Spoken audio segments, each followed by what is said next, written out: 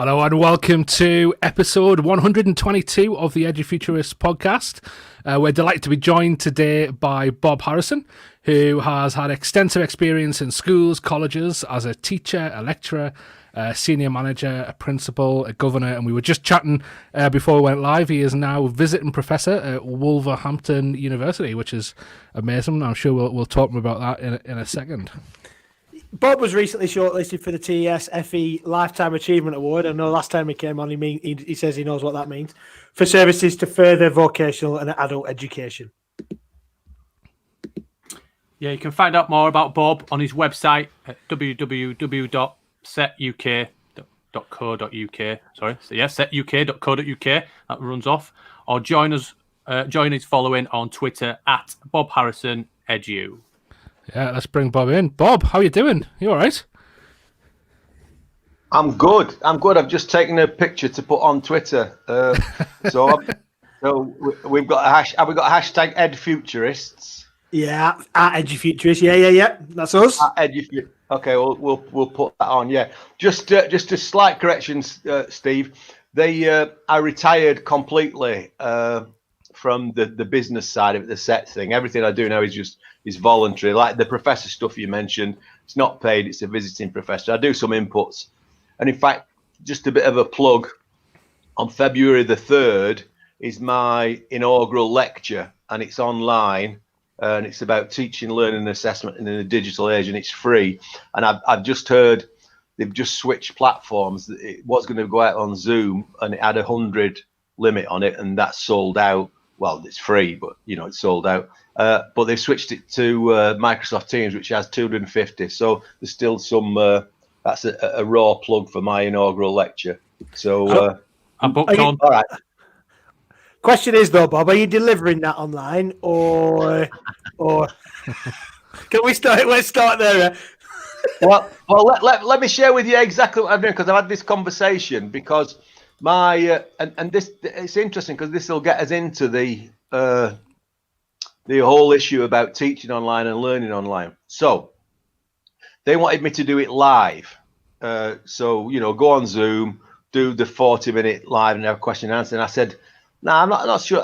From my experience, that's not a good way to do it. Well, what do you want to do? So what I'm going to do, and I've tried it on 2 or 3 other conferences that I've done just recently, and it works really much better, is pre-record something, a day before, right? Send it to them, then they introduce me, and I'm there live. I'll join I'll join online, but then when it comes to me speaking, they play the pre-recording, right? That frees me up to enter the chat room on the side and respond to people as they raise questions as I go through the presentation.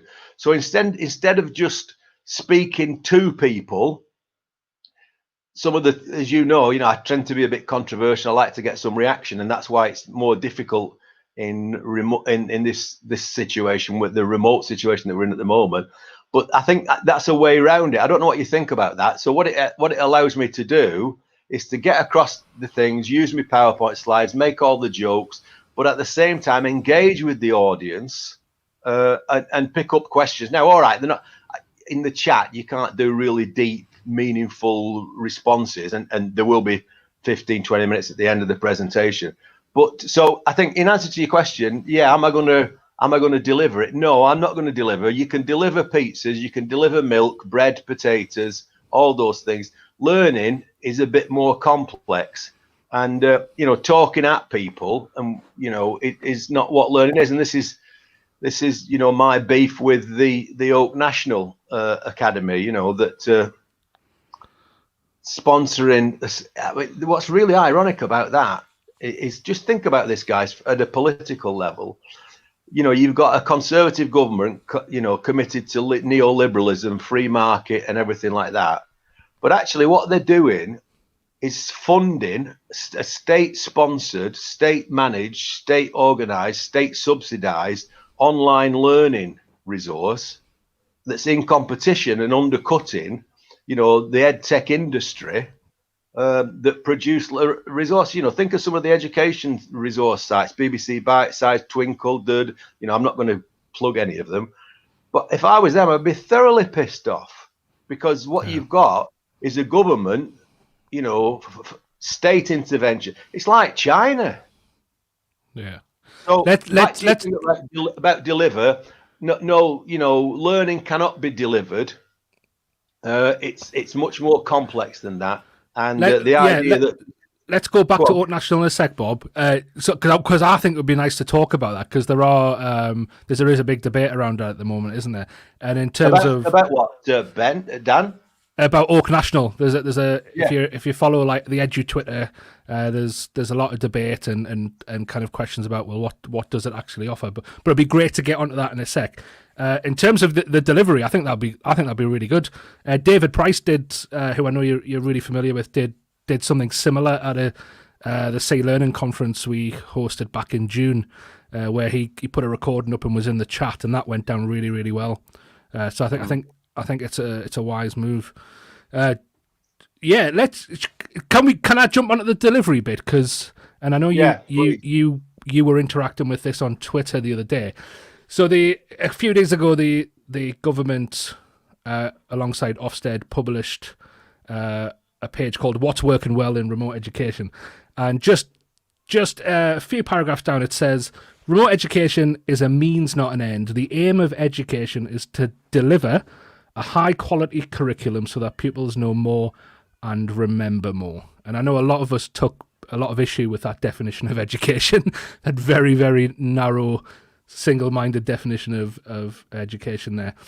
I'm just going to hand over to you. Do you want to pick up on that what you were talking about before in terms of delivery, and how is this quite dangerous that we've got Ofsted and the government here peddling out this definition of education? I'm glad you've picked up on it, Dan, and I'm reassured, not only that you've picked up on it and other people, but a lot of people on Twitter have picked up on it as well. Because if that's, without being too offensive about it, if that's what education is, I'll show my ass in Rochdale Town Centre, because that's as far from education as I could possibly imagine. Memorizing things to regurgitate them later at some point in time, usually by writing for an hour and a half on A4 pen and paper, is so far removed from the reality of most people's lives now. That's not what education's about at all. Memorizing things. What's really scary, and this is a political with a big P. So just let me take you back. Do you remember when Michael Gove announced the reform of the national curriculum? Yeah, the ICT national curriculum, but all the other subjects as well. And I was heavily involved in that process because I chaired the DFE expert group for ICT, for the teachers of ICT. And it happened in history, and it happened in maths, and it happened in English, it happened in all the other subjects as well. These expert groups were asked to write the content in the programs of study. And we all did that. And it's one of the reasons that I got sacked by Dominic Cummings, because I wrote content that he didn't like, or my group wrote content that he didn't like. We put that forward. He rejected it. Got some computer science to rewrite it, and I spoke publicly against it, and that cost me that, I was sacked, and all the teachers on my expert group were all sacked as well. Not that they got paid anything, they just got their expenses. So what we had was ministers, and this is where it gets a bit sinister, and this is where the Ofsted remote guidance, if I'm honest with you, I think if you'd have submitted that Daniel, whatever his name, research Ofsted director, the stuff on remote learning as a GCSE coursework submission on education, you'd fail. It was that poor, it was misleading, it was inaccurate, the descriptions were wrong, and which makes me think, well, where's all that come from? And there's an old saying, isn't there? He who pays the piper calls the tune. So who appoints the trustees to Ofsted? The government do. Who appoints the Director General of Ofsted? The trustees do. Who appoints the people who work at Ofsted? The Director General does. You getting the trend here? You get in the drift here of what we're saying. So when Ofsted produce a definition of what education is, it begs the question, who's the driver behind that? Back to the content issue, because I'll come back to the delivery in a minute. The content issue. So the content submissions for the national curriculum all went in. They all got redlined. Some of us got sacked. Some chairs resigned. But essentially, the government took control of the content of the national curriculum. The history one was a classic, massive thing, because all reference to black history was moved out, of course, wasn't it? And on literature, all reference to black literature was moved out. So Gove and Cummins control the content. Now what we've got is a state-sponsored, state-funded organisation called Oak National that's been funded. Let's be right about it. Why, if you wanted in an emergency to make sure all children could have access to good online learning and resources, you would go to the world beating in Milton Keynes, the world beating Open University, Future Learn, the subject expert groups led by a professor from Chester called Andy Connell, of all the expert groups for all the various subjects, and maybe BBC Bite Size, and maybe even Freeview, and say, listen, we're in the shit here. We need to get access to as much educational resources as possible in the most entertaining and engaging way that's relevant to what the curriculum is, but and how do we do it freely? Now, if you'd have gone to that partnership and said, like, how do we get that up and running and do it quick? That's one thing, and I think that probably would have worked. Instead, they handed £5.5 million to a couple of people that they knew from Teach First, and a couple of multi-academy trust mates, chums, and they're the trustees. So now we've got a government that's controlled the content of the national curriculum. And now we've got a government through Nick Gibb and the Oak National, and if you look at the initial teacher training framework as well, through their place people who they've put in charge of that, now controlling the way that the curriculum is taught. I'm not going to say delivered, because it's not delivered, is it? Teaching and learning is a complex activity. It's not a case about telling people things and they're remembering them. It's about all sorts of a combination of a carefully designed co-construction of content in a context, in a community, with collaboration and communication and co-construction, all supported by compassionate, caring, capable teachers. That's my bugbear. It's they're using it, and I was having this discussion with my stepson about half an hour before we started. We were just having some tea, because what we've got is a government that's controlled the content, a government that's now trying to control how it's taught and learned, and the way in that's organised, and we've got Ofsted reinforcing that. Now I think that's quite sinister, to be honest with you.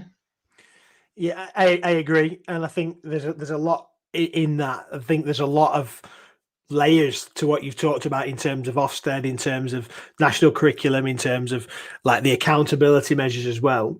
And I wonder whether there's we've had conversations at school and colleges level as well about this level of or lack of foresight. How do we fix it, Bob?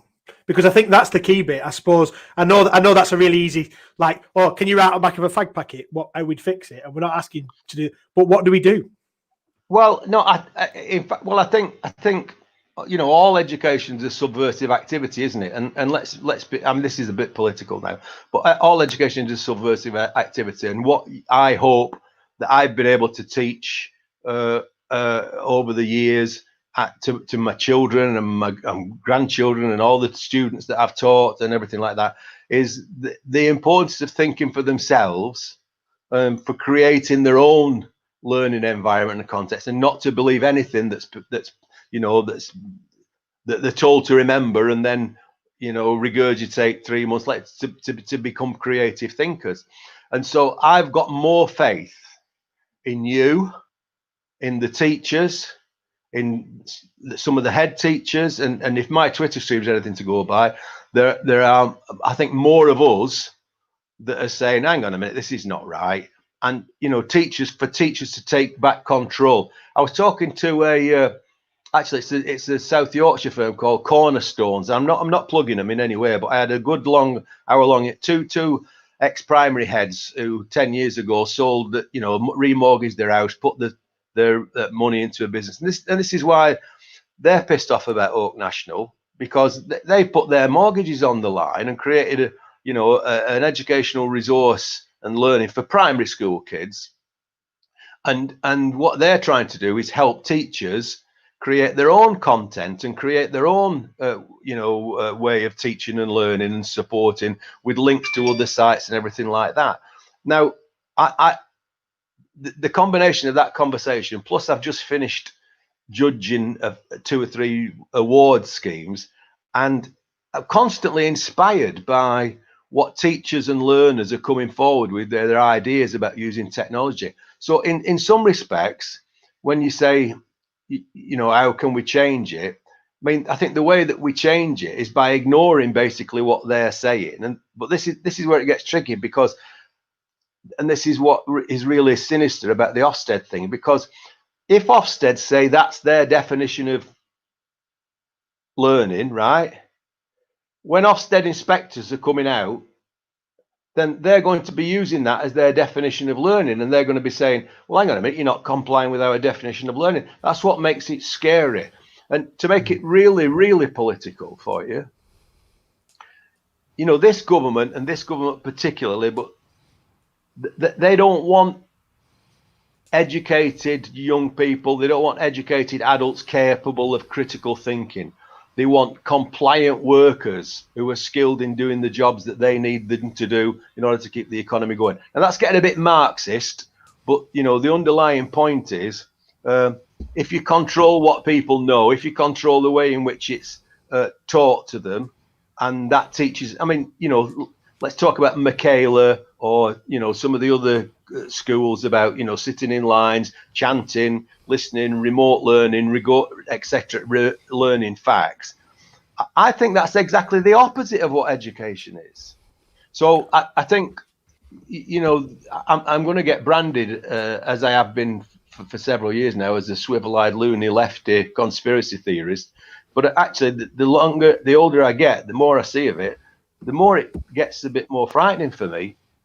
But I have faith. It's interesting what you were saying. I have faith, Dan. I have faith in you. I have faith in the younger generation. I have faith, and this is where the initial teacher education frameworks come in, because, you know, unless we are preparing our next generation of teachers to be able to think for themselves and create their own content instead of just relying on downloading. Learning's not about consuming download and content, is it? It's about creating your own content in a context and sharing that and collaborating with others to create and co-construct knowledge. It is interesting in terms of what you said about when then Ofsted gets behind it as well, because we were in a situation when Oak first came out that the government had almost backed, or the Department for Education had backed themselves into a corner where they were pushing the content on Oak. And so we were in a position where if schools were just providing Oak content, if Ofsted were to pop in, which they had plans to do at one point for remote learning, that they would say that Oak was being delivered, and that would be perfectly fine. Outstanding school, because there's 5 Oak national lessons going on every day. My question though is, if you go on Twitter, there seem to be, it might just be the people who are followed, but there seems to be a hell of a lot more people giving them praise than aren't. How do you kind of explain for that they seem to be going down well with a large group of teachers? I can tell you how to solve that straight away, Dan. just block them.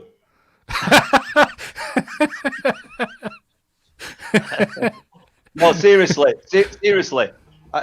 Yeah, let me get this dead clear and because I get a lot of stick for criticizing Oak. I think some of the mainstream media like Oak, and some of the teachers like Oak. I can understand that, and let's be right, it was an emergency response, wasn't it? It was a panic mode decision. What shall we do? But like I tried to explain before, if you were to think about it logically, rationally, and from an informed, educated research base, you wouldn't turn to two teach firsters who have got very little experience, unless you wanted to do it for the particular reason. If you were to say, okay, who can help us best? We've got the Open University and Future Learn have got a worldwide reputation, and there are other platforms as well.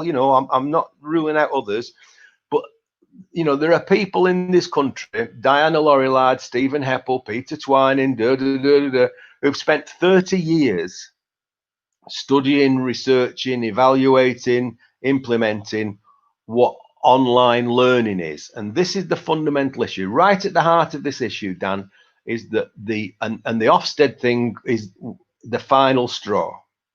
Because what that is telling you is that this government's view of what education is in that definitions that they've come up with, and we all know that's not what we've been doing all this time. So the fundamental issue is ministers and the civil servants do not understand what online learning is, and therefore they're hiding behind this thing called remote education and making it up as they go along. Because you're not telling me those definitions, I think, they're back of a fag packet, probably done while he was watching Countdown in the evening, because there's no way that they are based in any research evidence. If you want research evidence, go beyond Google. There's 30 years of research evidence about what effective online learning is. But like I said to you before, this government don't want online learners, they want online teachers. And there was a classic tweet from Oak last week. Created by teachers for teachers. Well, what about the learners? Surely Oak National is created for learners, isn't it? Not teachers. Yeah. I'm going to go back to the definitions if I dare. Go on. The next one on what is synchronous learning or synchronous education. It's a very short one. It is live. That's it. As far as I'm aware. Let me just fact check that. Yes, synchronous education. This is live. 100%. That's what it says. Stop. Full stop. Have you ever had synchronous learning that was dead? It's just like, but this is the rhetoric, though. This is the problem. Like, if you think about it. So, right, is it not all at the same time? Does it have to be live? Can it not be where you've said that a recording is already made, but the teacher is on there to facilitate questions, to support learning, to ensure that learners are not passive vessels, that it's active elements of the learning process and taking ownership and engaging. But then the next step is asynchronous, is where a teacher has recorded something and a student watches after. Well, I've got some data for you. A lot of our students, in terms of asynchronous, if the lesson is on a Thursday, and that's in terms of their structure of the week, and asynchronous goes up on a Monday, and they can do it anytime between Monday and Sunday, between 7 and 7, a lot of our learners will do it in advance. So it's actually not always after. So who have they asked for that definition? But I think, is that the shortest definition I've heard, going back to synchronous is live? But it's also, though, just to jump in there, it's also teacher focused, just like you were saying, Bob. Synchronous education, this is live. Every definition I've ever come across of synchronous learning is when the learners are learning at the same time. The focus is on the learner. This definition on the government website, it's all about the teacher. And you're absolutely right. And I'm going to ask you to read out, because I haven't got them in front of me, read out another definition in a minute. One of the first ones about what remote education is. I've never heard anything as nonsense in all my life about. Let me read it to you, Bob. It says this. It says a broad term encompassing any learning that happens outside of a classroom with the teacher not present in the same location as the pupils. But Beggars belief, doesn't it? I'm going to give an example of some of the stuff that I know many colleges are doing. We did as a college in 2016, the independent learning zone model. So we don't have enough. There's a disadvantage gap, connectivity, access to learning, but not as a response to COVID. Does online learning have to be outside of the four walls of a building if they don't have access in terms of a space, device, or connectivity? Can you not design spaces where learners can extend knowledge, can participate in online learning outside of the four walls of a classroom that's facilitated and is supported if needed by a study coach, teaching assistant, a role that you developed as a college or as a school? Why does it have to be remote? It might as well say remote learning is sat at the top of a hill, not speaking to anybody with some earmuffs on. It's just absolutely bonkers, isn't it? Yeah. Well, let me ask you another. Just twist that around a bit for the remote education one that Ben's just right. So does that mean if a teacher sets somebody, I don't know what Sagata Mitra would make about all those definitions with his, online learning, where he, puts the computer in and lets kids learn and everything like that. So does it mean if a teacher sets somebody some work to do online and they are present, is that not remote learning, or is it remote learning? I'm not sure. It's just that the whole thing is just gobbledygook and it's confusing and bears no relationship. As I say, that I could name you now, 10 or 12. And this is the key, lads. This is the key. The word is 10 or 12 professors of education who've spent their life studying and researching education and what works. And that's the problem, because as Nick Gibb was caught out saying in a conversation a couple of weeks ago, he's really pleased with Oak National because what it's allowed him to do is to wrestle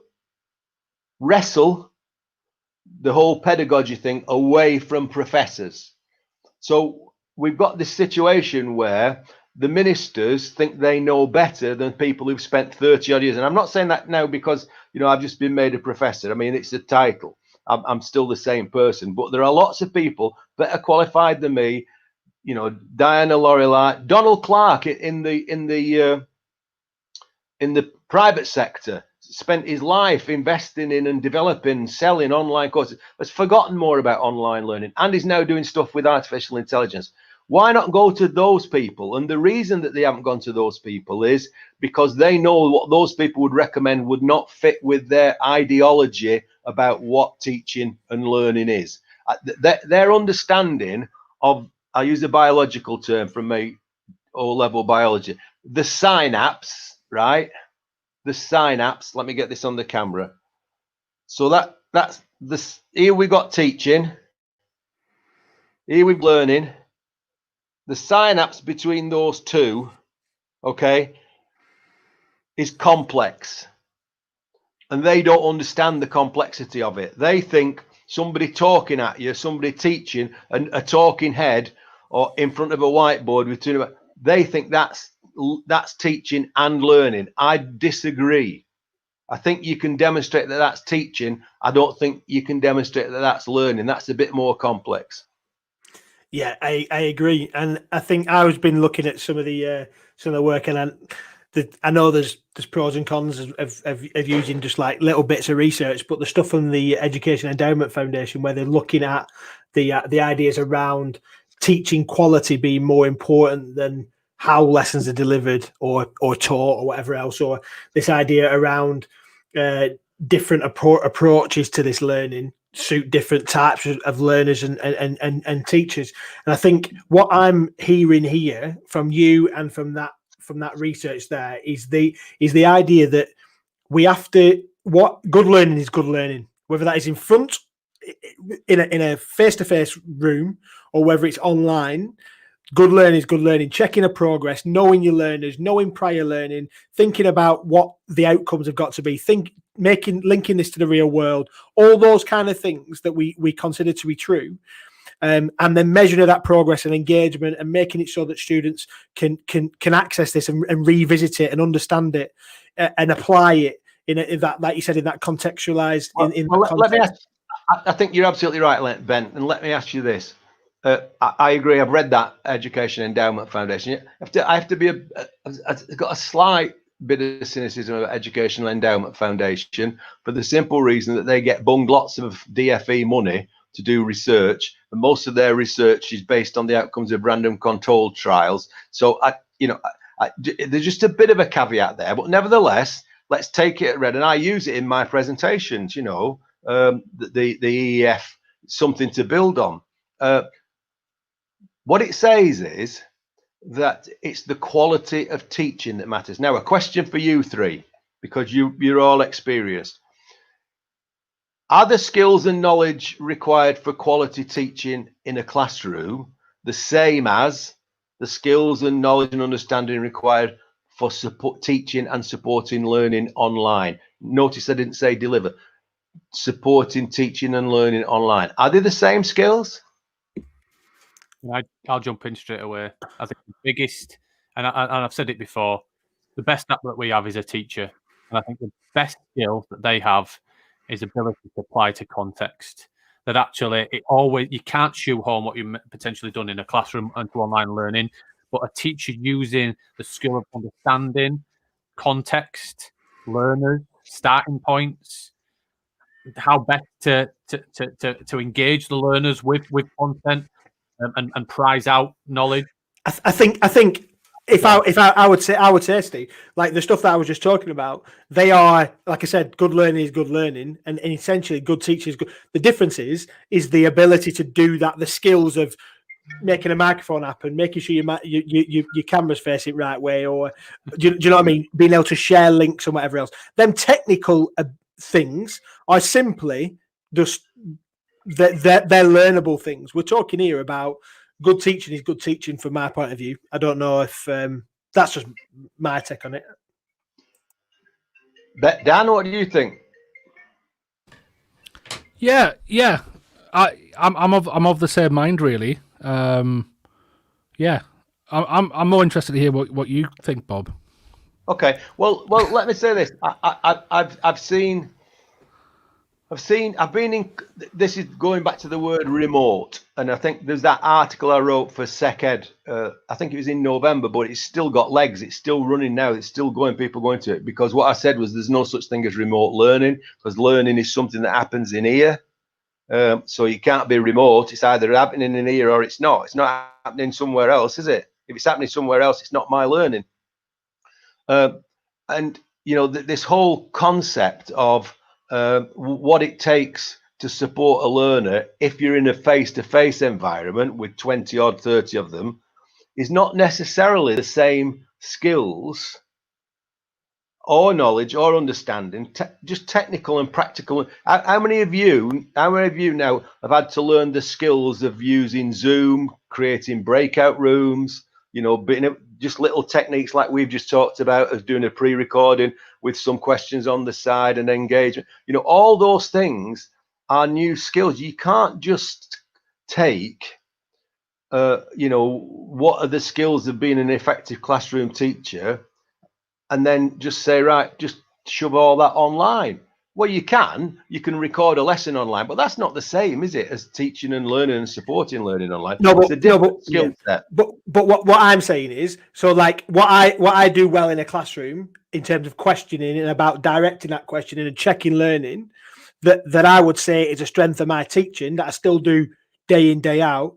I can do that online. I just have to, the way that I do that has to be done differently. So like, rather than me scanning the room and looking for somebody who's not interested, or scanning the room and looking for somebody who's showing willing, or who might be finding it difficult to grill them and then to bounce a question, I'm now having to be a little bit more directive and saying, I know I can't see your face right now because you don't have to make your cameras on. What I'm saying is, Johnny, what do you think about this? Or asking you this technical definition, and then Joanne, what do you think about that? Do you agree with that? Is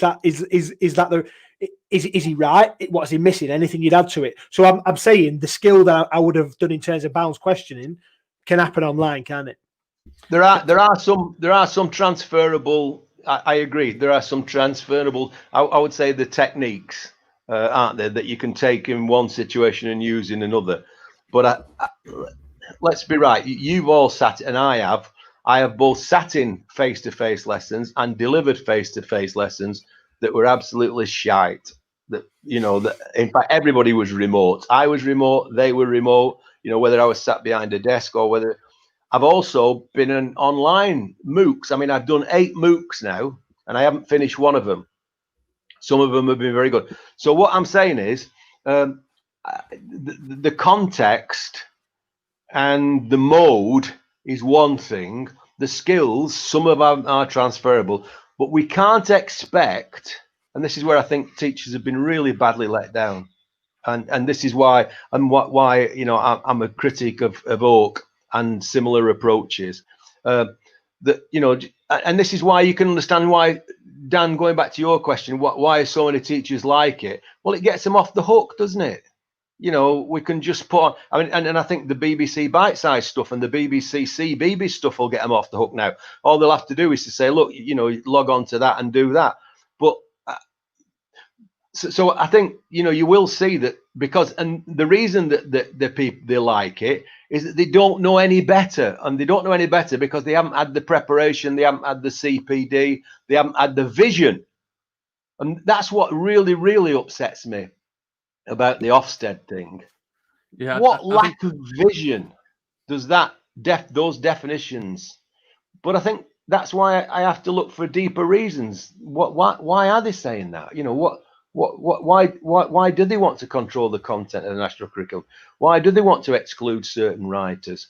Why do they want to keep our history of British imperialism and presented in such a way? And now, why do they want to control the way that teachers teach it and everything like that? But as I say, I live in hope, because I see my kids, I see my grandkids, I see the young teachers. I talk to teachers all the time. I'm busier now at 70, on conferences and everything like that. And I listen to what people say.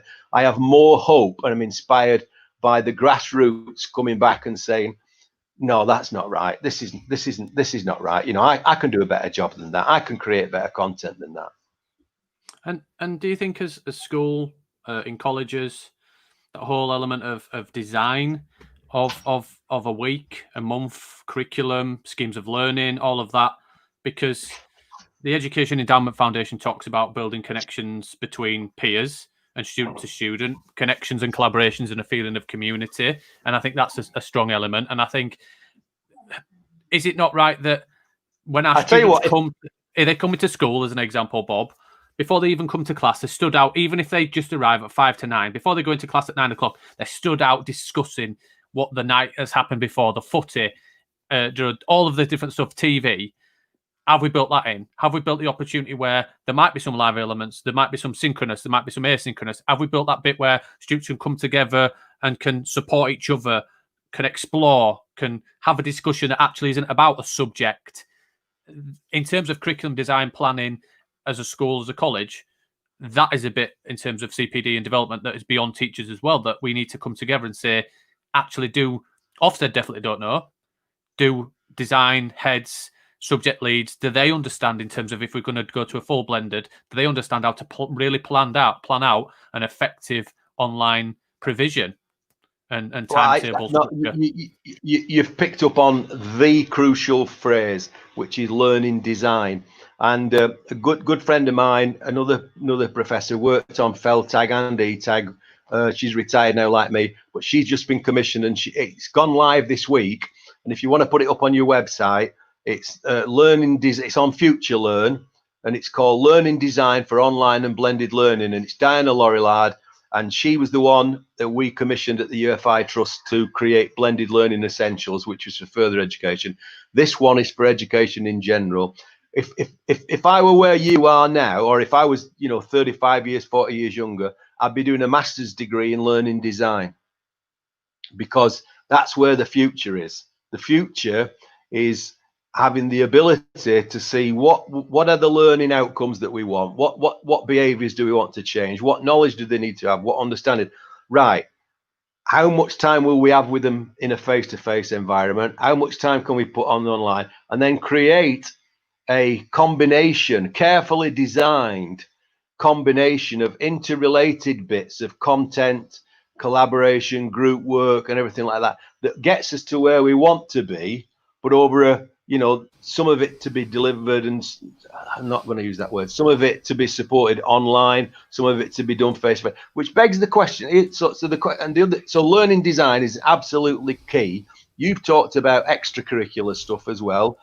Now, if what you've described is the kids outside talking about last night's footy when Leeds lost again, and to all those, all the kids, and sharing it and everything like that, and the teacher's not present, does that qualify as remote learning? Is that the definition? Because the definition that they're using is stuff that happens outside without a teacher present is remote learning. Well, and I have to say, I agree with that. There's a lot more learning goes on when there's not a teacher present than there is necessarily when there's a teacher present. But the key phrase is learning design. And there are master's degrees in learning design, and there's the Future Learn Online. Put it on your website, put it on for your followers, because and she's got a massive enrollment, and it's going to be run and run and run, because that's the key thing now, isn't it? The key thing is, how do we put these things together to create a coherent blend of experiences, both face to face and online? If you think about it, in the years teaching FE that I taught FE, when I look back now, did we really need all those students sat there copying stuff off an overhead projector? Did we need them physically present all the time? Was there a better way of doing that? But there were times, because I taught PE, as you know, but there were times where we did need them together, because we needed to do things that were physical and that needed, personal contact and interaction and everything like that. So the key question is, which bits of our programs of study or our syllabus of our curriculum can be best supported online, either synchronously or asynchronously? And I think the evidence is it's better to be asynchronous. Despite what Gavin Williams said in the House of Commons, he's misled the House of Commons. He said synchronous live lessons are better. He's wrong, fundamentally wrong. And he's misled the House of Commons. So what we need, and what teachers need, is some help and support in this paradigm shift away from, what we do with, on a Monday morning with 5 Bs, always go into this classroom. They need to think about what the outcomes need to be in order, and then we get into the whole assessment issue. But that's another program for you lads, the assessment issue. And then how do we design a program that combines all those elements and then supports learning in the most effective way? And then how do we assess it? Because the current assessment system is not fit for purpose. The current norm referenced, paper-based, exam high stakes testing system is not fit for purpose. But we're coming up to 7:15, and I told you we are. Rochdale have kicked off at 7 o'clock against Doncaster, and I want to go and listen to, and hopefully they can get some points. But I think we've given remote education in Ofsted a good kicking, haven't we? Yeah, it's just Bob. It's refreshing, like you said. In fact, I was just about to kind of end the show with what Gavin Williamson said before you brought it up, because I wanted to really contrast it. You got here, you who've just sat here for 45 minutes, giving us insight into 30 years worth of research, and you've got the Secretary of State for Education getting up and just talking off the top of his head and something he doesn't know anything about, and coming up with something that is just not correct, and then. They're the ones like Dan, would you buy a fireplace off me? Of course I would, Bob. We would buy it off you, Bob, because we trust you. If you're selling me a fireplace, I know that's a real fireplace. Well, it'd burn your house down. I'm telling you now. Bob, we'll let you go watch the football. It's been a pleasure as always. Let's get you back on soon. All right, thanks for being back, guys. I can't tell you how grateful I am. You've given me a voice, and as I say, You know, you're my legacy. I need you to keep pushing back. I need you to keep asking these questions, and I need you to keep spreading the message. So all credit to you. Keep it going. Thanks, Cheers, Bob. Bob. Take care. Take care.